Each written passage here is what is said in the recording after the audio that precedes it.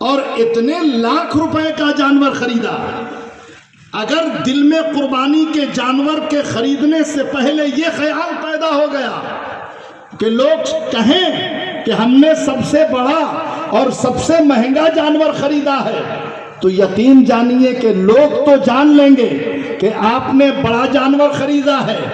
آپ نے قیمتی جانور بھی خریدا ہے.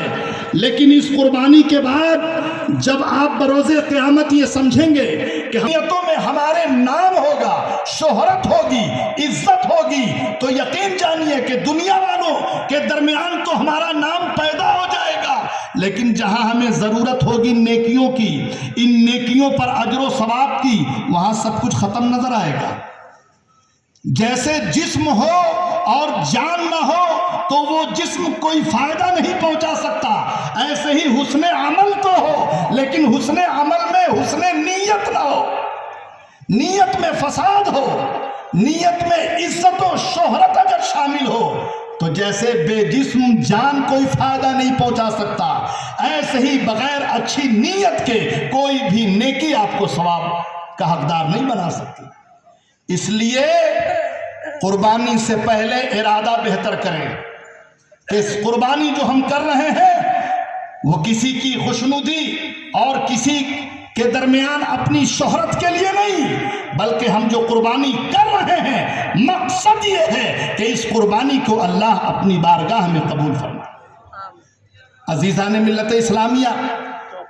صحابہ کرام کا مجمع ہے. صحابی رسول نے بارگاہ رسالت میں عرض کیا ہے اللہ کے رسول یہ قربانی کیا ہے؟ اللہ کے محبوب نے ارشاد فرمایا سنت ابیکم ابراہیم، یہ قربانی تمہارے پدر بزرگوار جد الانبیاء حضرت ابراہیم علی نبینا جو بال ہے اس بال کے بدلے بھی بڑی سے بڑی نیکی عطا فرماتا ہے. ذالک فضل اللہ یؤتیہ من یشاء واللہ ذو الفضل العظیم، وہ جسے چاہے اپنا فضل عطا فرمائے، اس کی رحمت سے کچھ بھی بعید نہیں، وہ چھوٹی سے چھوٹی نیکی پر بڑا سے بڑا اجر عطا فرمائے، تو یہ اس کے فضل کی بات ہے، یہ اس کی رحمت کی بات ہے. عزیزان ملت اسلامیہ، تو قربانی خوش دلی سے کرنی ہے،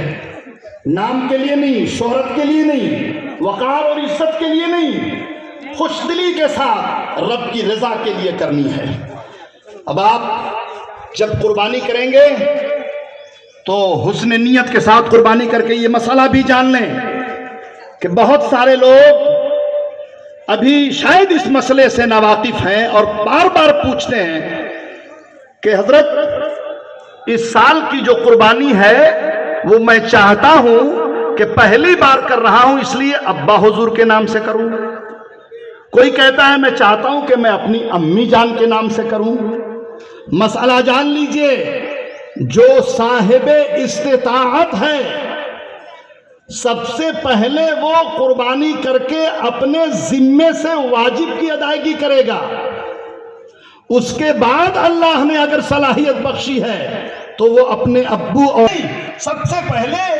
گھر کا جو گارجین ہے، جو صاحب استطاعت ہے، اگر ایک ہے تو ایک، اور اگر گھر میں 5 کمانے والے ہیں، آج کے موجودہ حالات میں بتا دوں کہ اگر 40,000 روپے کی رقم نقد اور اگر آپ پر کوئی قرض نہیں ہے اور ان 3 دنوں کے اندر، یہ جو قربانی کے 3 دن کے ایام ہیں، ان 3 دنوں کے اندر اگر آپ 40,000 روپے کے مالک ہوتے ہیں اور آپ پر کوئی قرضہ نہیں ہے تو آپ پر قربانی واجب ہے.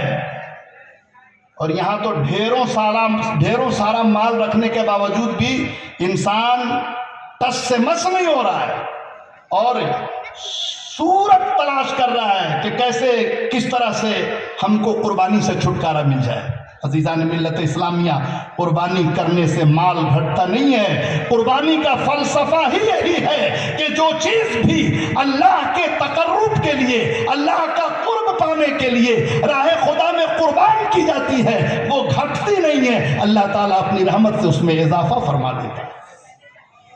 اور جب قربانی کر لیجئے تو بہتر طریقہ یہ ہے کہ آپ اس کے 3 حصے کر کے لوگوں کے درمیان تقسیم کریں گے.